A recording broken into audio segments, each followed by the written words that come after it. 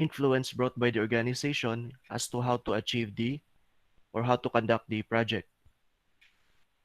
Stakeholders, so who will be impacted by the project. Life cycle concepts, so again, a project has a beginning and end. And then the project management at a glance. So bear in mind that the project charter or the project management is composed of the following processes. So, or we call them the project knowledge areas. So we have first the project integration management or simply integration. So this project, so its function is to make sure that all of the other knowledge areas are integrated or interconnected. So iyang so before ni siya makonduct, so dapat naasa ang uban scope. And then project scope management or the also known as the performance management. So as to asa lang tama ang scope sa imong project. Is it local lang ba? Is it nationwide, regional, or international? So it depends. And then you have the project time management. So how are you gonna conduct the project or gonna achieve the output or objectives on time? So there should be a schedule. So with the use of scheduling techniques, so it will help the project be delivered on time. Next is the project cost management. So ang atong knowledge sa cost accounting would be very helpful in this these knowledge areas, and also our knowledge sa atong finance, which is more on financial planning or budgeting. So mag-uban diri nga knowledge area. So basically, so how to determine the cost of the project and what should be the budget nga dapat i-allocate for the specific project. Next is the project quality management. So how to ensure that the project nga ma-deliver nato is in accordance to our customers' needs. Okay, customers' needs and wants. Next is the project human resources management. So dili ni siya involved tanan empleyado sa organization, only for the particular project. So as a project manager, how are you gonna manage your team? How are you going to motivate or develop them? Next is the project communications management. So basically, the project manager's job is to communicate. So magsige ko anog report, magsige hatag og plano, dealing with the customer, dealing with the boss, dealing with your team members. So in short, his job is to communicate with everybody. Next is the project risk management. So in every project, 'di ba, there are future endeavors. When you say and every time we talk about future, there's always uncertainty. So it's important that karon pa lang daan, you would know or you will already know what are the risks and what are your response or action response. Next is project procurement. So procurement is another term for purchase. So of course there are materials nga not necessarily ang team pay magpalit. So you are going to buy this from the suppliers or pwede nimo isugo sa lain. But also take note nga different organizations have different procurement processes. Especially if you are in the government na ginasunod niya procurement process which is different from the private entities. So you have to know what are the procurement procedures, and it should be part of the project management. Lastly is the project stakeholder management, or simply stakeholder. Kinsa nga mga tao or kinsa nga mga organization or kinsa nga community ang affected or will be impacted by the said project. So you need the support of them para ma-successful ang project. Or if there is an opposition, how are you gonna deal with them?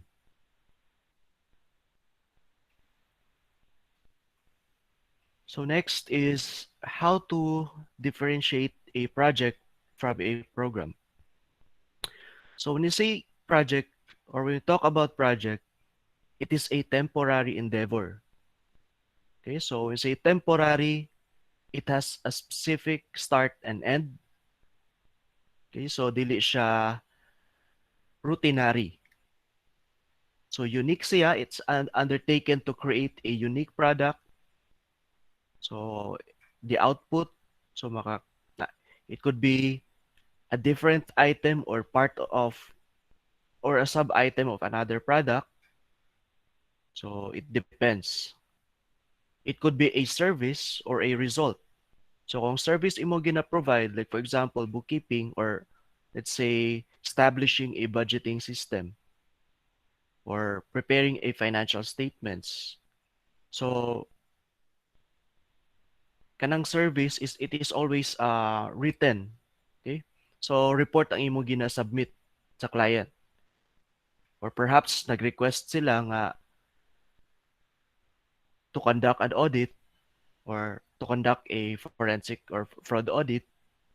So as long as it's temporary and it is the first time, so it is called a project. So again, it is a temporary endeavor and undertaken to create a unique product, a service, or a result. So a project has an expected output. It has a start and end, and of course, the resources are limited. Projects are composed of processes. So processes, they are series of actions resulting to an output. The processes are divided into two main groups. The first group is the project management processes, and the second is the product-oriented processes. So kaning project management processes, this is the mo ni siya ang mga kasagaran or mga general processes in conducting a project. And this subject and this course is particularly diri naka focus sa project management processes.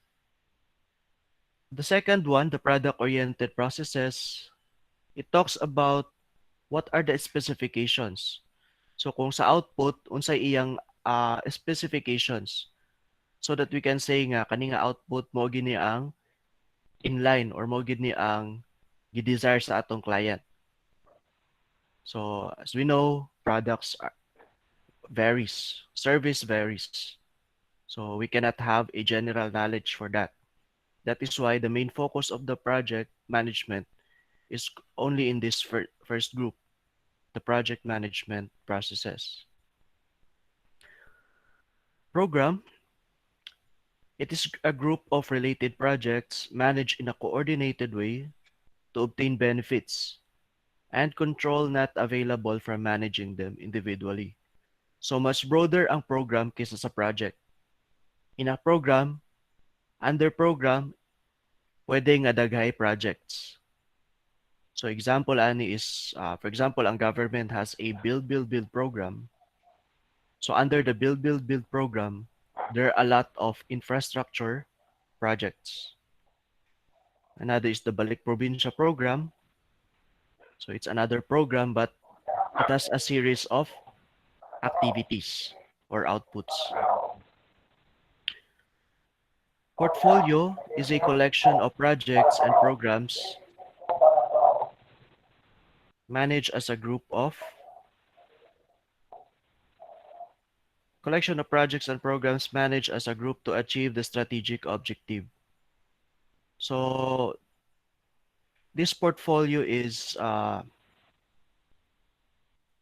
kuan siya, dili siya basta-basta nga collection lang sa projects. It has a purpose, and its purpose is to achieve a strategic objective. So I can compare portfolio. So siguro I can compare this to a system, a body system. So example, digestive system.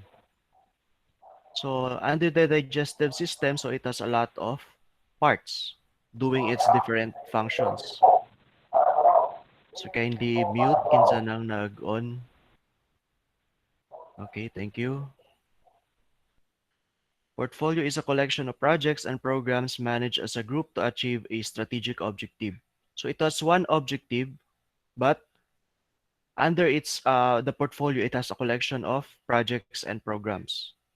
So example, ang mouth has a different function. The stomach has a different function.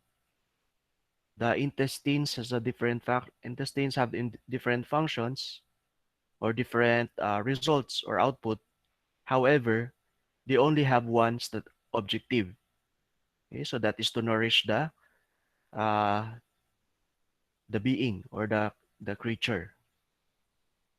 So that is portfolio. So now let us differentiate the project from the operations. So a project is again a unique and temporary, while operations is ongoing and repetitive. Okay, so at this point, so I want to ask you, I want you to give examples. So you can chat, give examples of a project and an operation. Okay, so for example, is conducting classes a project or an operation?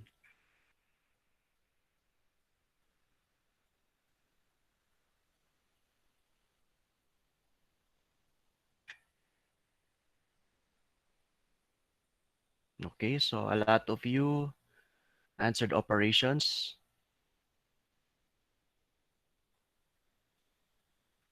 Okay, so preparing financial statements annually is also an operation, especially kung every year na siya ginabuhat.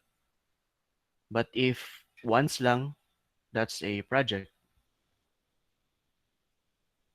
So anything na ma-consider nato as routinary or ginabuhat na siya is called an operation. How about building a bridge? So kindly chat. How about building a bridge? Is it a project or an operation? Okay.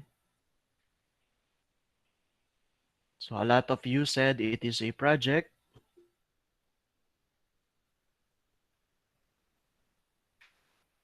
Yes, you are correct. It is a project. But others would be ma-confuse sila because 'di ba when we construct bridges, paghuman sa bridges after that there are repetitive tasks like maintenance. Okay? So the maintenance, even though the maintenance is annually or routinary, but building a project itself, okay? Building a project costs a lot of money and it is a one-time event. So it is called a project. Okay? So project yapon na siya. Okay, so thank you for those who answered. So project ang build, pag-build sa bridge. Okay, so how about kanang mga construction companies? Permente sila gabuhat og bridges, gabuhat og roads. Are what they doing operations or a project? 'Di ba? You're a construction company. Tapos you are building bridges. You're building roads. Okay? Asa man na sila mabutang nga category. Okay? So unsa ang ginabuhat ba nila is an operation or a project? So actually class, the construction projects are still projects. Okay? Although repetitive ilang ginatrabaho, repetitive ilang ginabuhat, but remember that laylahi og location, laylahi og design, laylahi og resources nga need. Okay? So although it's repetitive, but when we talk about unique or specific, unless na lang of course kung annual na nila ginabuhat. Okay? So yearly sila gaguba og dalan tapos himo na pod og dalan, same location. Okay? So as long as it's a different location, different place, it is a project. Project gyapon na siya nga ma-consider. How about preparing budgets? Preparing budgets.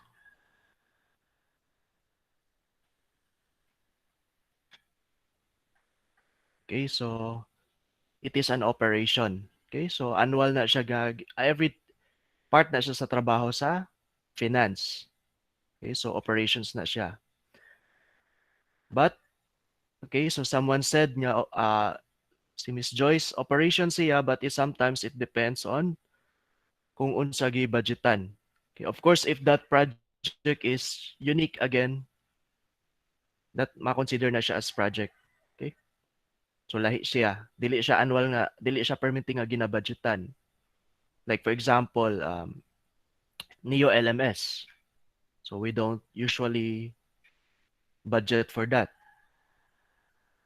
Okay, so again, it depends on the situation, depends on the circumstances. Sometimes the managers or ang inyong mga boss would tell nga, this is a project, but kung imong tanawon ang circumstances, definition, dili siya mo pasok sa atong ginatawag na project. Okay, mostly ang ilang basta dako gani nga amount, if it's a capital it involves a lot of money. So para sa ila it's a project even though it's regular. Okay? So the point lang ani is we may have a textbook definition, but in reality it can be interchanged. Depende sa situation, depende sa resources nga i-commit nimo ana nga project. Okay? So kana lang. Okay, so let's continue.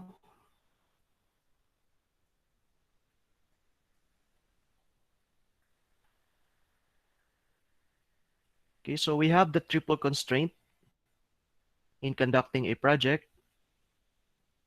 So we have the time, the quality, and money. So kani sila, these are the resources or these are our limitations or constraints in conducting a project. So to give an example, okay, so you want to have a good output, okay, for the subject. Okay, but for you to have a good output or good quality, you need to have a lot of money or resources or a lot of time para makahimo kag mas quality nga project.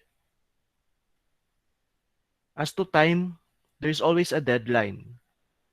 Okay, so although gusto ka maghimo mas quality nga output, however, you are only limited as to time nga dapat nimo siya buhaton.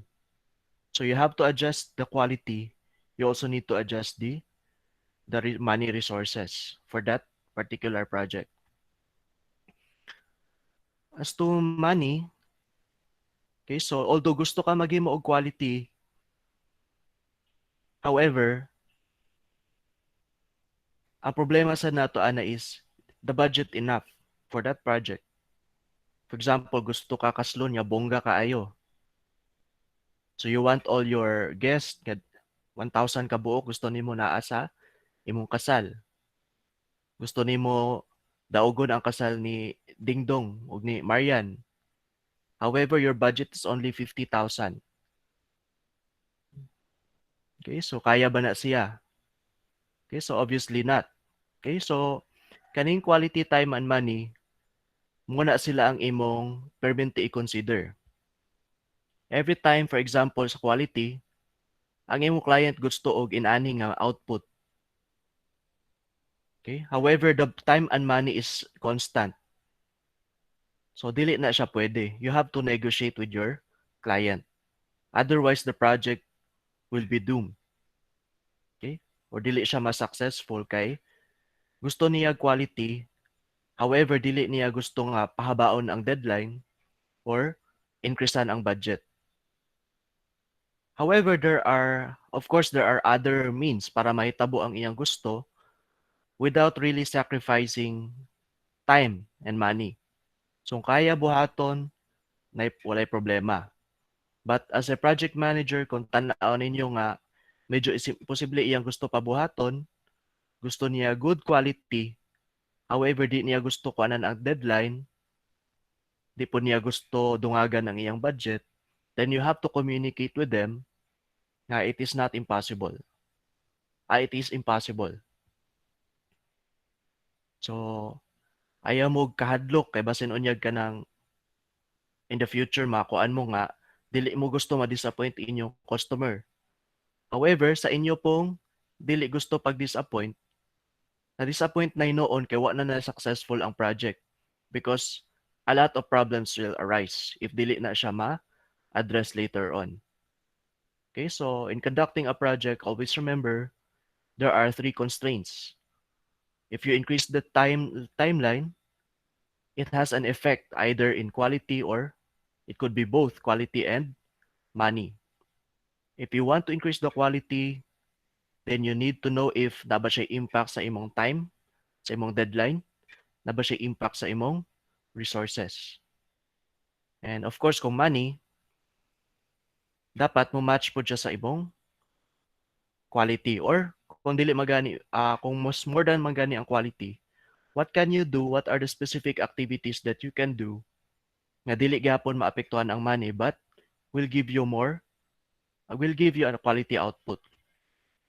So to give you an idea, for example, so during the wedding, for example, mag-hire ka, instead niya magbayad ka sa mga coordinators, so you can ask some friends, nga maayo mo kanta, may mong singer, okay? So instead niya magregalo, kana na lang.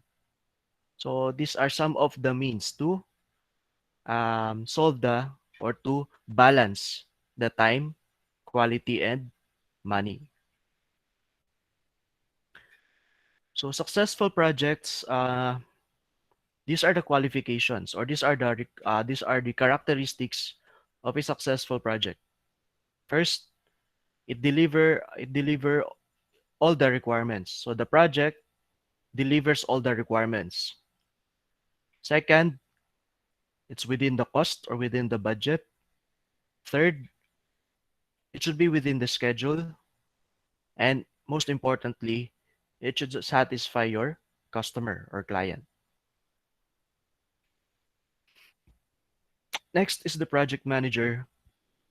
So the project manager is the person assigned by the performing organization to achieve the project objectives. He or she is the link between the strategy and the team. So from time to time, the CEO or the managers, we call them the functional managers, kato mga CEO, mga department heads. So for a specific project, they will assign a person nga mo ay mag-lead. Okay? So for example, in the accountancy program, lahi-lahi ang, for example, every qualifying examination, so lahi-lahi ang tao nga mag-handle. So that person becomes, although he is not the manager, but for the specific project or for the specific service, it is uh, he is a project manager. So it is assigned by the performing organization to achieve the project objectives and link between the strategy and the team. So siya ang mag-communicate sa team why they are conducting this project. So why this project is necessary to achieve the vision and mission of the organization. So roles and responsibilities of a project manager. So a builder of teams, a motivator of people, a conflict resolution expert. So if you are if you're managing a team, so always remember nga there is always a possibility nga ideas will clash. So as a project manager, so part na sa trabaho nimo to resolve a conflict. A skilled communicator, both written and verbal, because as a project manager, you will always write a lot of reports. You're going to communicate with different stakeholders. You will communicate with the board, your immediate head, even the public or the community kung kinakailangan. So you need to be a good communicator and so much more. In short, a project manager spends most of their time or most of their job communicating. So in fact, 90% of your job is about communication. So writing reports, meetings with stakeholders, meeting with your team, coordinating with them. So those are communications. So organizational influences. So there are um, the practices in your organization will have an impact to your project.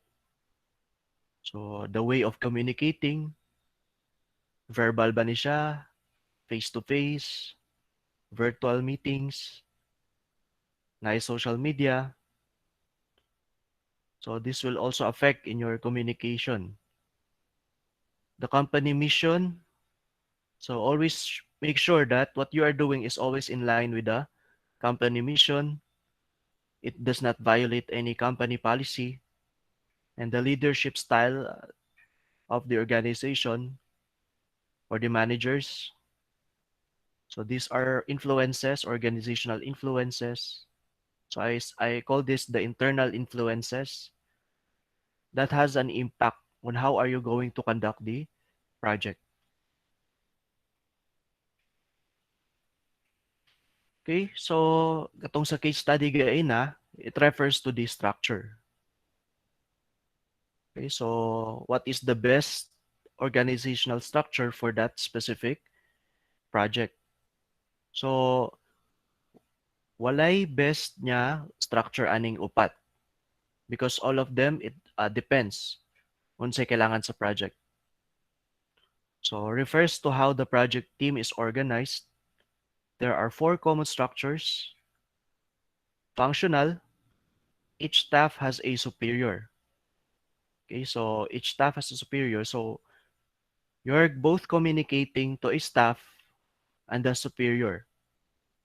Okay, so for example, so in an MIS department, so by the way, MIS stands for Management Information System.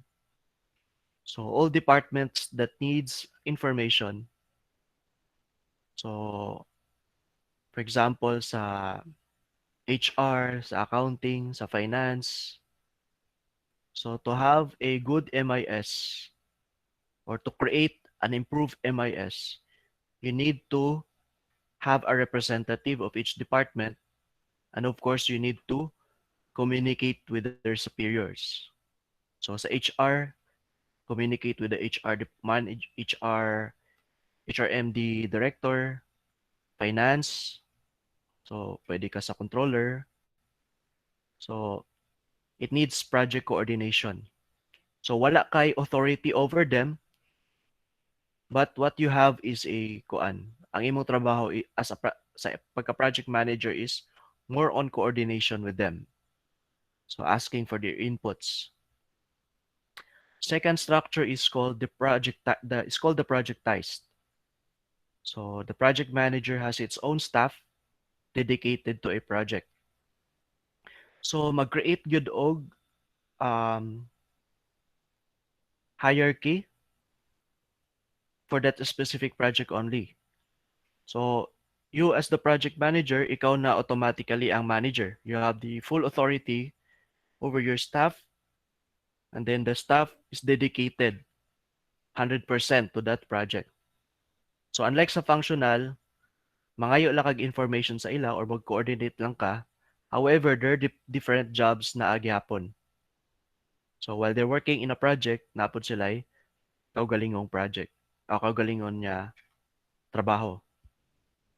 So project ties, mag-create yung department for that specific project. So na kay own staff. So kaning Agus, so I don't know if you have heard of Agus.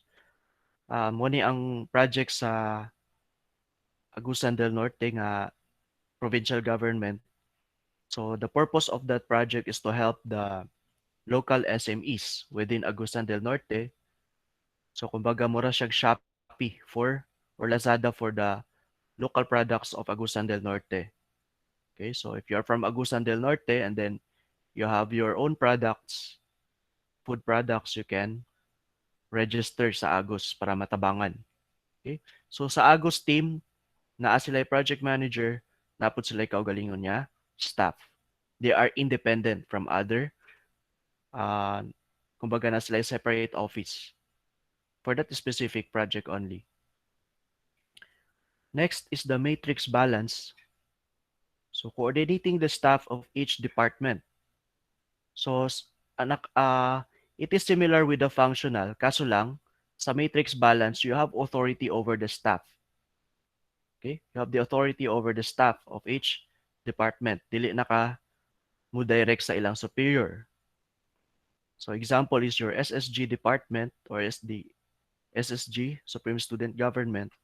So each programs or each department has a representative, and this representative, okay, for example, COA, your COA, Commission on Audit. The COA does not need to have the idea of each president sa kada or the governor of each kuan department. The auditors under each program will directly adto sa SSG COA. Okay, so they're independent. Okay, so they do not answer to their own superiors, but they answer to the specific office. Composite double coordination. So to give you an idea what do we mean by double coordination? So example is the ITSD during the enrollment. Okay, so for this kanila nga online class.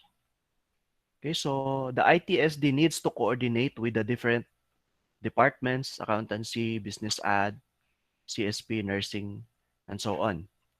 However, sa ilang office, there's a need for coordination. So the ITSD director has its own staff nga mo ay magpalakad sa enrollment. Okay, so this ITSD staff mo na in charge ani, the other mo na in charge. So in a composite structure, there's a double coordination within the office and outside the office.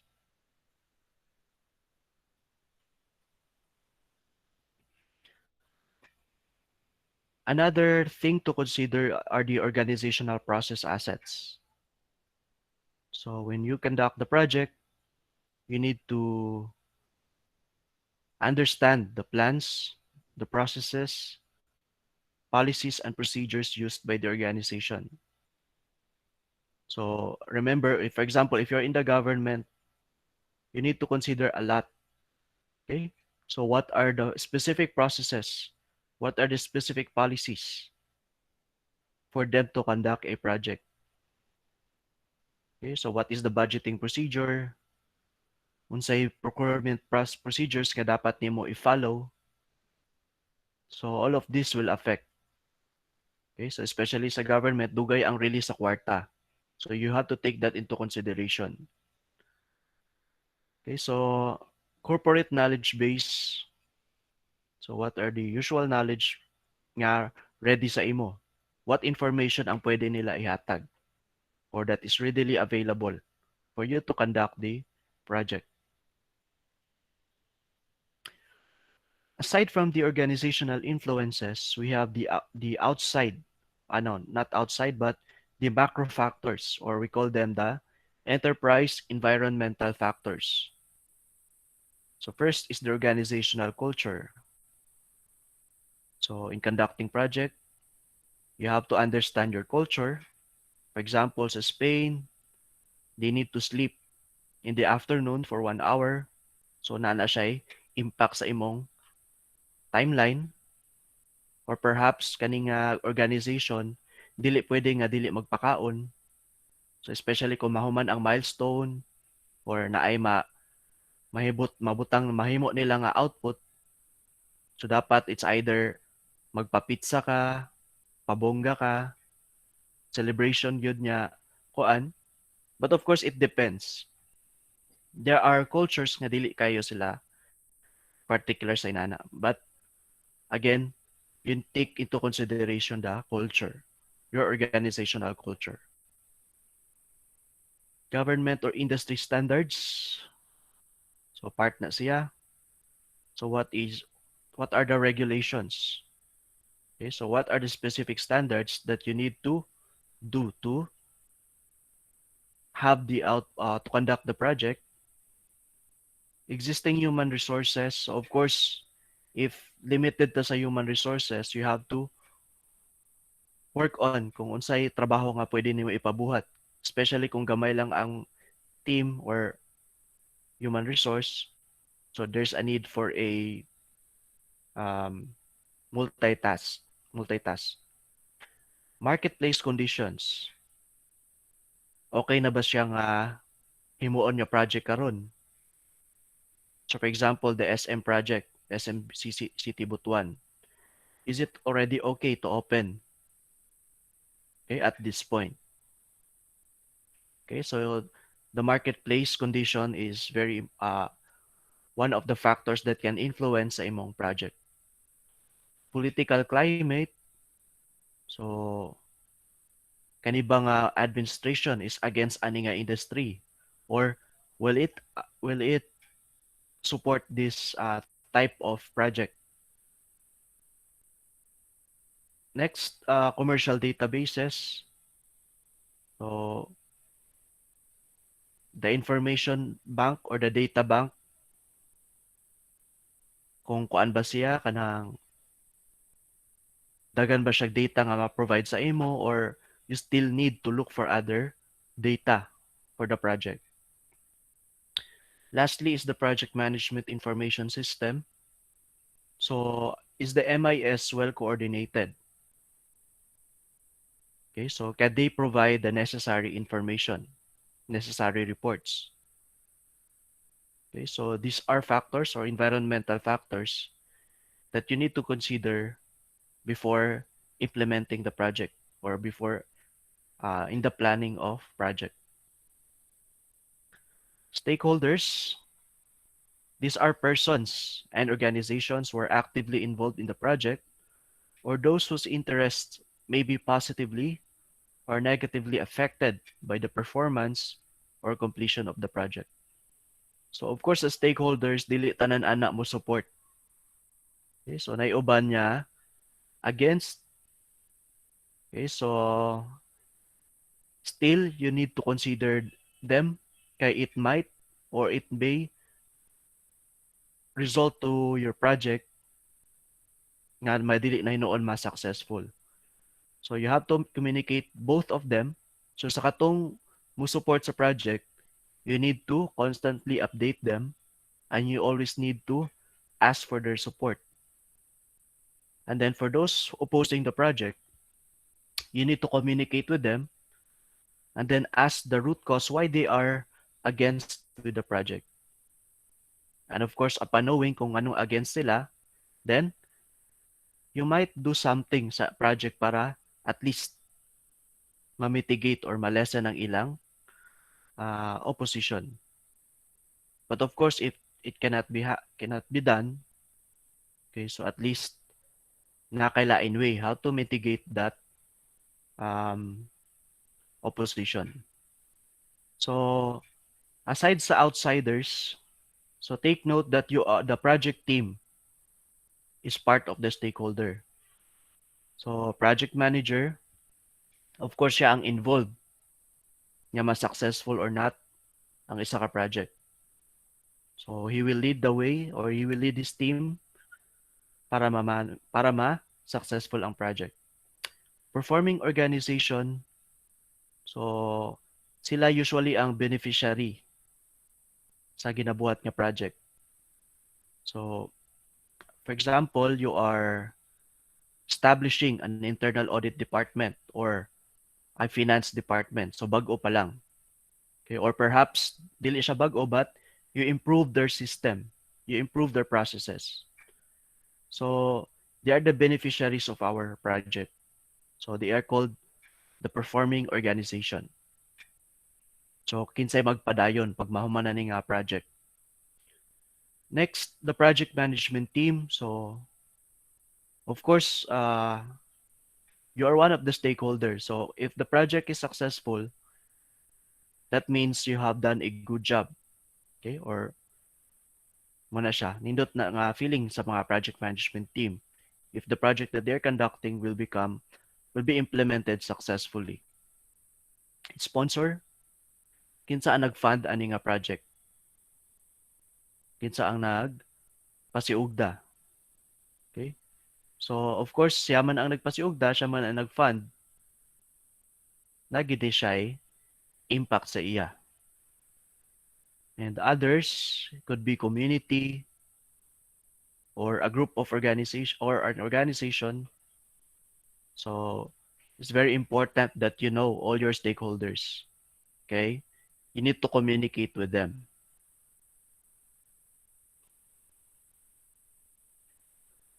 Talking about project management, okay, so ang output or the sub-output of a project is called deliverable. So every time we mention deliverable, we refer to the output or sub-output of a project.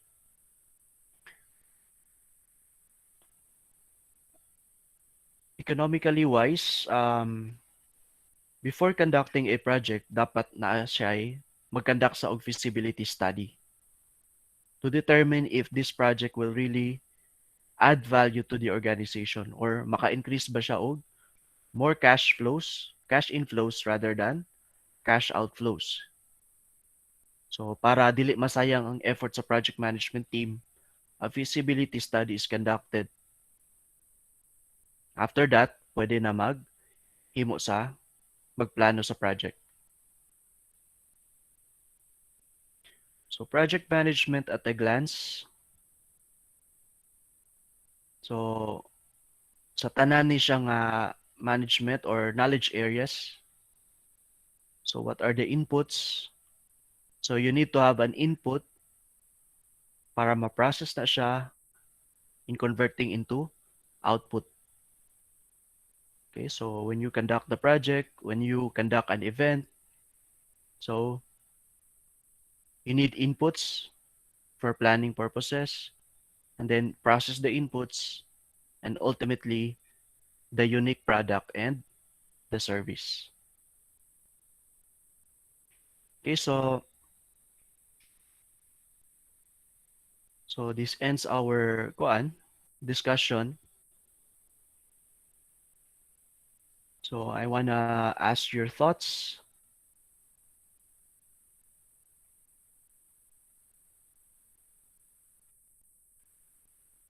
Any questions regarding the presentation or additional inputs? Okay, by the way, you can already, katong sa gusto mo storya, you can already turn on your mics.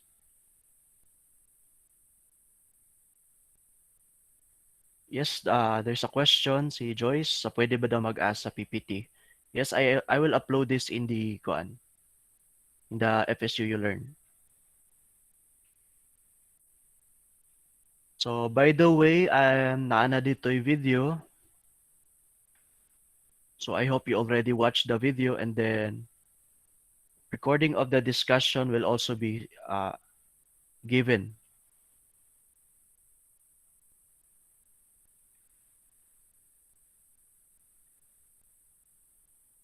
I will send I will send the uh, record of this class. Okay, so anyway, sige, questions mo. Yes, I will upload sa kaninga record. Ako ni siyang i-send dito.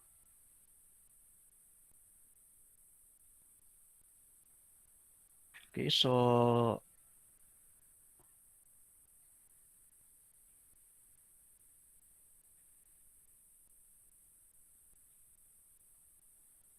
let's talk about the kuan, the recent response.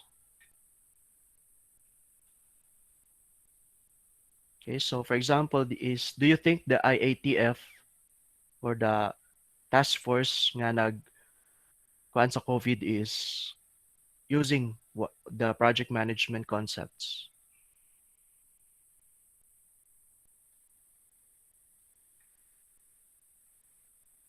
So applicable ba ang project management? Okay, so some said wala, maybe but dili effective. But generally the project management is, so si Miss Crystal said niya it is applicable. Jeremy, Gwendolyn said yes. Okay, so actually they may not know it, but probably they are using the project management concepts. Okay, so there are a lot of, for example, they have to determine what are the needs. Okay, you need to have a budget, you need to have a timeline. Okay, so part of the concept lang, but siguro dili tanan. Okay, but all of us, kung naay ipabuhat sa atong nga task, it all nagi na siya involvement sa project management. It may be personal, okay, so professional sa trabaho. So again, the knowledge in the project management is very relevant maski asa nga aspect. Pwede siya nimo magamit as personal, pwede siya nimo magamit sa school. Okay, so every time nga naay ipahimo sa inyong output, for example sa atong performance management system, you can actually use the project management concepts. Okay? Now question. Okay, question. I have a question.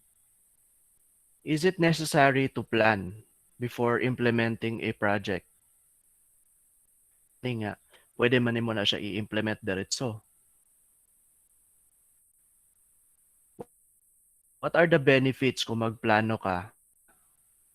Or if you have a blueprint or a plan before doing something or before implementing a project. Okay, so a lot of you said yes. Okay, so para walay gubot niya ma-anticipate nimo imong kailangan. So as to Miss Gwyneth, so Miss Diana said niya para mas plus star. Okay, so sakto, mas effective, effectivity of the project is 100%. Tama. Mas organized ang pag-implement. So Miss Jeremy, mas organized daw ang pag-implement. Miss Jeremy said, mas smooth. Then si Efren, Sir, yes sir, para makamake sad og contingency plan. So it's sakto, okay? So ang atong ginaiwasan ani is mga surprises. So okay lang ka ng surprise nga happy ka. Okay? What if na surprise ka kay nalugi ka? Okay? Because of a poor planning. Okay? So to mitigate this the impact of the contingencies, it is necessary nga dapat na ay plano sa sugod. Balag mag-spend kag time, more time to planning. Ang importante nga, you can deliver the project. Okay? So, it is guide, your plan is your guide, mas organized. Yes, it's sakto gina nga, pag naa kay plano, mas dali na siya buhaton, di ba? You already have the activities in mind unsay dapat buhaton, step by step. Okay? So dili na ka mga pa. Okay? So makita dayon ang possible problems. So yes, so we call that proactive. Okay? Proactive management. Kana bitawng wala pay problema but nakita na nimo unsaon na pag if ever nga kaning problem mo arise, you already know what to do. Okay? Or to ma-avoid ba nimo or ma-mitigate. Okay? So para dili daw libog and most importantly para mas ma-organize nimo imong team. Mabahay na dayon ninyo kung unsay trabaho ninyo. So again, fail to prepare, prepare to fail. Okay? So mo gini siya.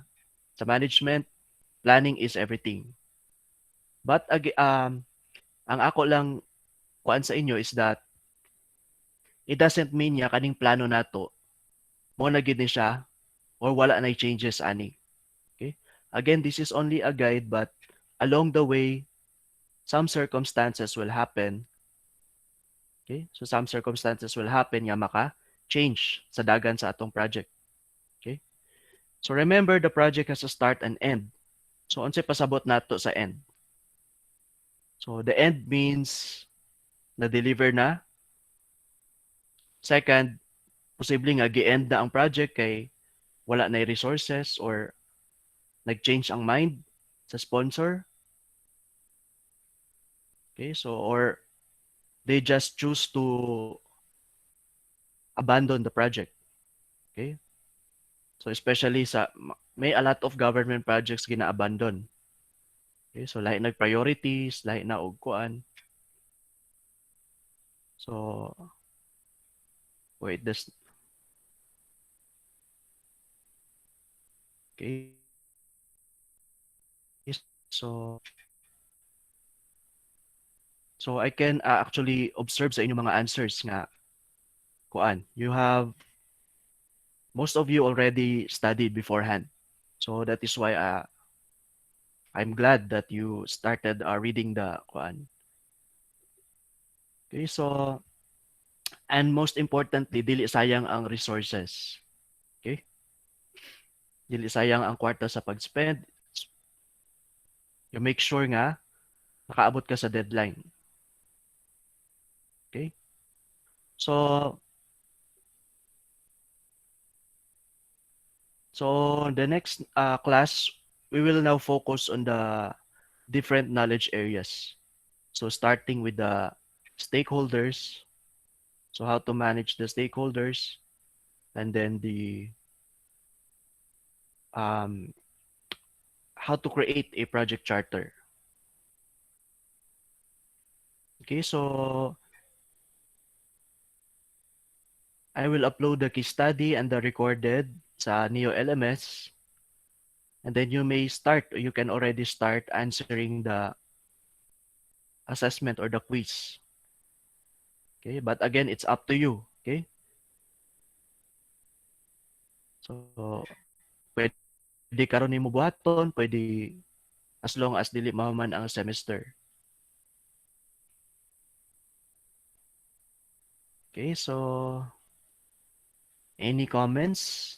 You want to add something?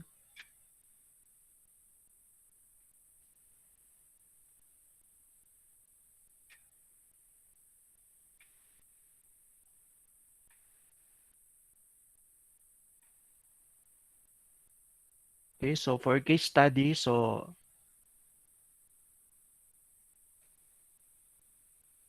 you discuss in the forum kung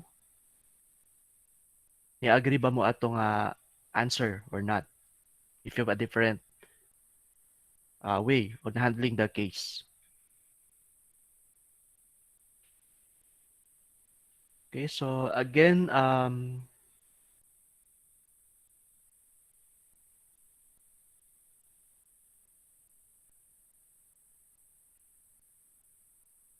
okay, so you can turn on your videos now if you have something to ask or you want to clarify something.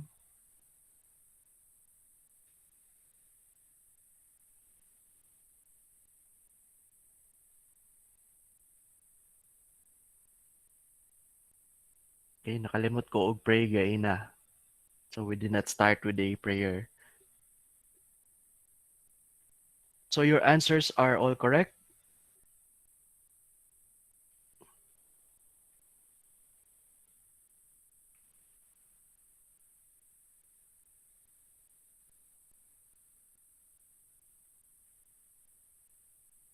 Okay, so na may klase sa 10:30. Okay, so next online class we will start with at 9 a.m.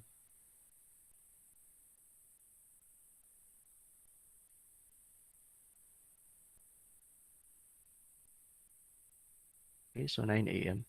So actually, okay, napay wala na add sa Neo. Si J Pabatang. Yes.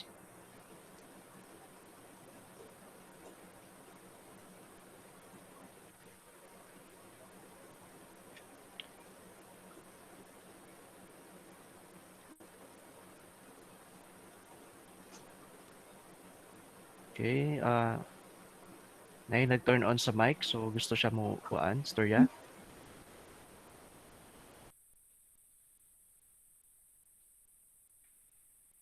So, Miss Pabatang, kindly remind me later ha, para ma-kuan. Okay, sir. Okay. Okay, okay. Okay, so I think that's it for now. So, see you in our next class.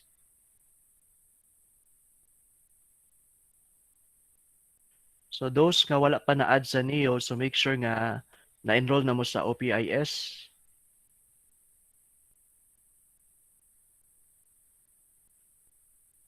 Okay, so shout out sa tanan. Okay, so I hope you have learned something today.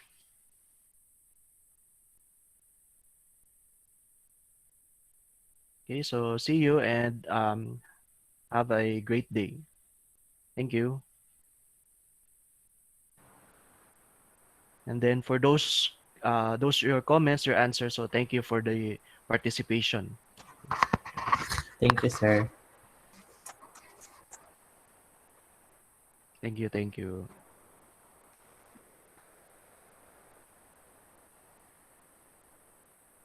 By the way, okay, this afternoon basig maghatag na ko sa inyong groupings. Okay,